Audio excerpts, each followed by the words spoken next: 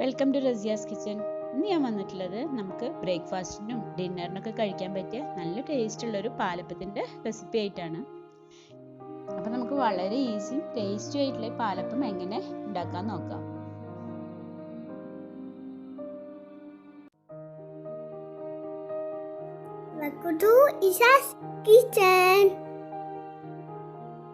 പാലപ്പം ഉണ്ടാക്കാൻ വേണ്ടി ഞാൻ ഇവിടെ വറുത്ത അരിപ്പൊടി 2 ഗ്ലാസ് എടുത്തിട്ടുണ്ട്. അതായത് 450 ഗ്രാം ഉണ്ടാവും. പിന്നെ 1/4 ടീസ്പൂൺ ഈസ്റ്റും 1 ടേബിൾ സ്പൂൺ പഞ്ചസാര എടുത്തിട്ടുണ്ട്.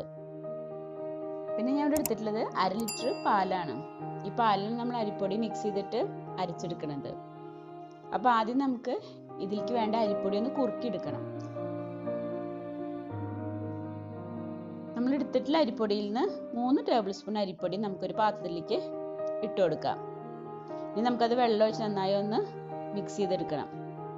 അപ്പോൾ 2 ഗ്ലാസ് വെള്ളമാണ് ഞാൻ ഇതിലേക്ക് ഒഴിക്കുന്നത്. കുറച്ച് ലൂസായിട്ടുള്ള ആ ഒരു കൺസിസ്റ്റൻസിയാണ് നമുക്ക് വേണ്ടത്. അപ്പോൾ ആദ്യം കുറച്ച് വെള്ളം ഒഴിച്ച് നന്നായി ഒന്ന് മിക്സ് ചെയ്തതിന് ശേഷം നമുക്ക് ബാക്കി വെള്ളം ഒഴിക്കാം. എന്നിട്ട് കട്ടല്ലാതെ നന്നായി ഒന്ന് മിക്സ് ചെയ്തെടുക്കണം. 2 ഗ്ലാസ് വെള്ളം ഒന്നിച്ച് ഒഴിക്കണ്ട കേട്ടോ. കുറേശ്ശായിട്ട് ഒഴിച്ചിട്ട് കട്ടല്ലാതെ നന്നായി ഒന്ന് കലക്കിയെടുക്കാം.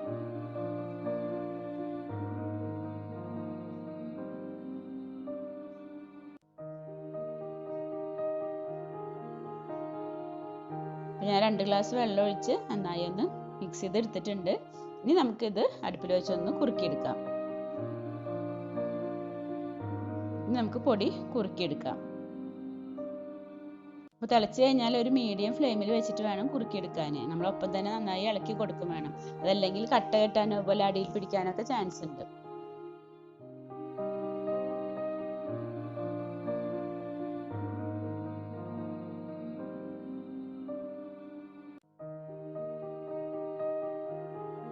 ഏകദേശം റെഡി ആയിട്ടുണ്ട്. ആ ഒരു ഷൈനിങ് വരും. ആ പൊടിയൊക്കെ കുറുക്കി നല്ല പാകമായി കഴിഞ്ഞാൽ അതിനൊരു ഷൈനിങ് വരും. നമ്മൾ ഓഫാക്കുന്ന സമയത്ത് കട്ടി ഉണ്ടാവാൻ പാടില്ല കേട്ടോ. കുറച്ച് ലൂസായിട്ടുള്ള ആ ഒരു കൺസിസ്റ്റൻസിയാണ് നമുക്ക് വേണ്ടത്. ഇപ്പോൾ റെഡി ആയിട്ടുണ്ട്. ഇനി നമുക്ക് ഫ്ലെയിം ഓഫ് ചെയ്യാം. അത് ചൂടാറാൻ നമുക്കൊരു സൈഡിലേക്ക് മാറ്റി വയ്ക്കാം. ഞാൻ എടുത്തിട്ടുള്ള അരിപ്പൊടി ഒരു പാത്രത്തിലേക്ക് ഇട്ട് കൊടുക്കുന്നുണ്ട്. അതിലേക്ക് നമ്മൾ എടുത്തിട്ടുള്ള ഈസ്റ്റും അതുപോലെ തന്നെ പഞ്ചസാര ഇട്ട് നന്നായി ഒന്ന് മിക്സ് ചെയ്തെടുക്കാം. നമ്മൾ പത്തിരി ഉണ്ടാക്കാനൊക്കെ ഉപയോഗിക്കുന്ന വറുത്ത അരിപ്പൊടിയാണ് കേട്ടോ ഞാൻ എടുത്തിട്ടുള്ളത്.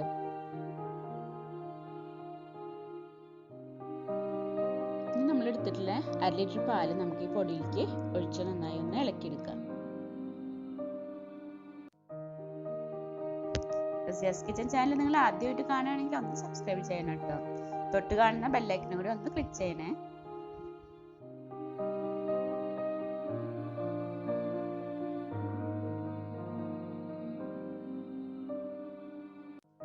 നമ്മൾ കലക്കിയെടുത്തിട്ടുള്ള ഈ മാവ് നമുക്ക് മിക്സിയുടെ ജാറിലിട്ടൊന്ന് അരച്ചെടുക്കാം.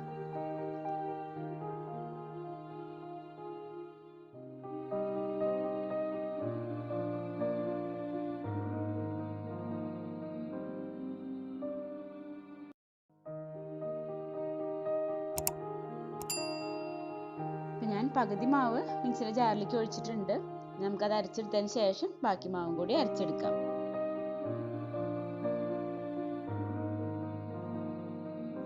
മാവൊക്കെ നന്നായി അരിഞ്ഞിട്ടുണ്ട്. നമുക്ക് അതൊരു പാത്രത്തിലേക്ക് വെച്ചതിന് ശേഷം ബാക്കി മാവും കൂടി ഇതുപോലെ അരച്ചെടുക്കാം.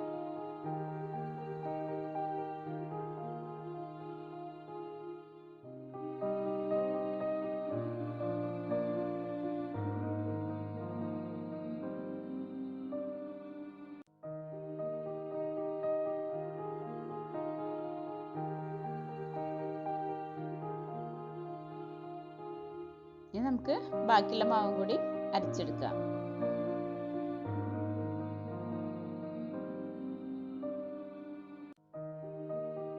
നമ്മൾ മാവ് മുഴുവൻ അരച്ചെടുത്തിട്ടുണ്ട്. പിന്നെ ഇത് നമുക്ക് ആ പാത്രത്തിലേക്ക് ഒഴിച്ചു കൊടുക്കാം. ഇനി നമുക്കിതിൽ നമ്മൾ അരിപ്പൊടി കുറുക്കി വെച്ചിട്ടുണ്ടല്ലോ, അപ്പോൾ അത് ചേർത്ത് കൊടുക്കണം. നമ്മൾ അരിപ്പൊടി കുറുക്കി വെച്ചിട്ടുള്ളതൊക്കെ ചൂടാറിയിട്ടുണ്ട്. നമുക്ക് കട്ട ഉണ്ടെന്നുണ്ടെങ്കിൽ ഒന്ന് മിക്സിയിൽ അടിച്ചു വയ്ക്കാം.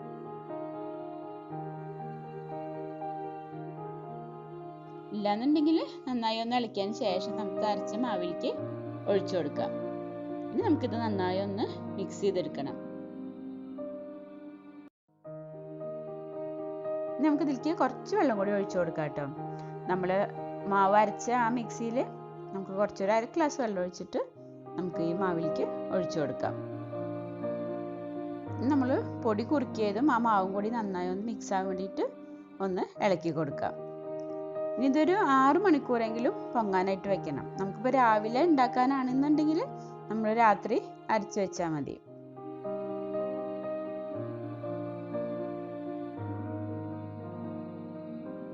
ഇപ്പോൾ 6 മണിക്കൂറായിട്ടുണ്ട്, മാവൊക്കെ പൊന്തിയിട്ടുണ്ട്. ഇനി നമുക്ക് മാവൊന്ന് ഇളക്കി നോക്കാം.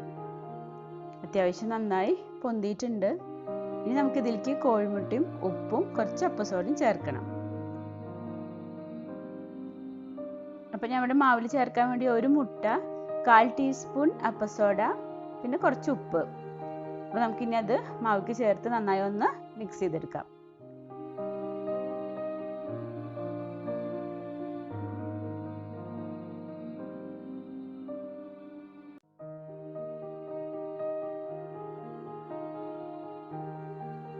ഇനി നമുക്കിത് നന്നായി ഒന്ന് മിക്സ് ചെയ്തെടുക്കാം.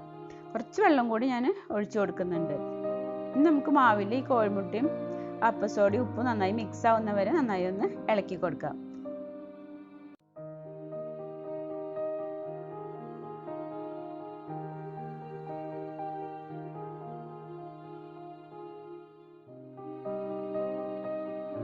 ഇപ്പം എല്ലാം നന്നായി മിക്സ് ആയിട്ടുണ്ട്. ഇനി നമുക്ക് അടച്ചു വയ്ക്കാം. ഒരു 15 മിനിറ്റ് അടച്ചു വെച്ചതിന് ശേഷം നമുക്ക് പാലപ്പം ചുട്ടെടുക്കാം. ഇതുപോലെ കുറച്ച് ലൂസായിട്ടുള്ളൊരു കൺസിസ്റ്റൻസിയാണ് നമുക്ക് വേണ്ടത്.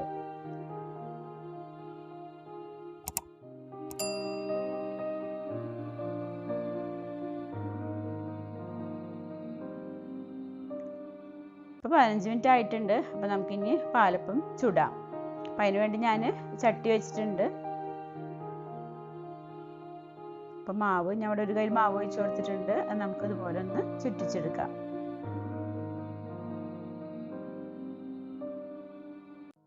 ഇനി നമുക്ക് മൂടി വയ്ക്കാം. ഇപ്പം സൈഡിൽ നിന്നൊക്കെ ഇങ്ങനെ ഹോളൊക്കെ വന്നു തുടങ്ങിയിട്ടുണ്ട്. നമ്മളെ പാലപ്പം റെഡി ആയിട്ടുണ്ട് കേട്ടോ. സൈഡൊക്കെ ഇങ്ങനെ മൊരിഞ്ഞിട്ട് എന്നാൽ സെൻറ്ററിൽ നല്ല സോഫ്റ്റുമാണ്. അപ്പോൾ ഇതുപോലെ നമുക്ക് ബാക്കി മാവും കൂടി ചുട്ടെടുക്കാം. ഈ പാലപ്പത്തിൻ്റെ കൂടെ മട്ടൻ കറിയും ചിക്കൻ കറിയും അതുപോലെ തന്നെ വെജിറ്റബിൾ സ്റ്റൂവും എല്ലാം നല്ല ടേസ്റ്റാണ് കേട്ടോ.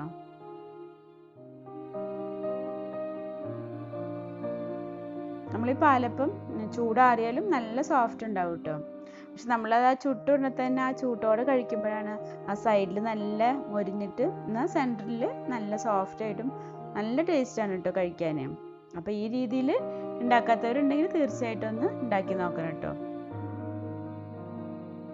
നിങ്ങൾക്ക് എൻ്റെ ഈ വീഡിയോ ഇഷ്ടമായിട്ടുണ്ടെങ്കിൽ ഫ്രണ്ട്സിനും ഫാമിലിക്കൊക്കെ ഒന്ന് ഷെയർ ചെയ്യണേ.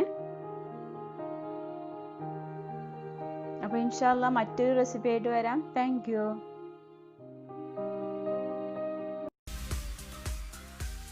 റസിയാസ് കിച്ചൺ ചാനൽ നിങ്ങൾ ആദ്യമായിട്ട് കാണുകയാണെങ്കിൽ ഒന്ന് സബ്സ്ക്രൈബ് ചെയ്യണേ.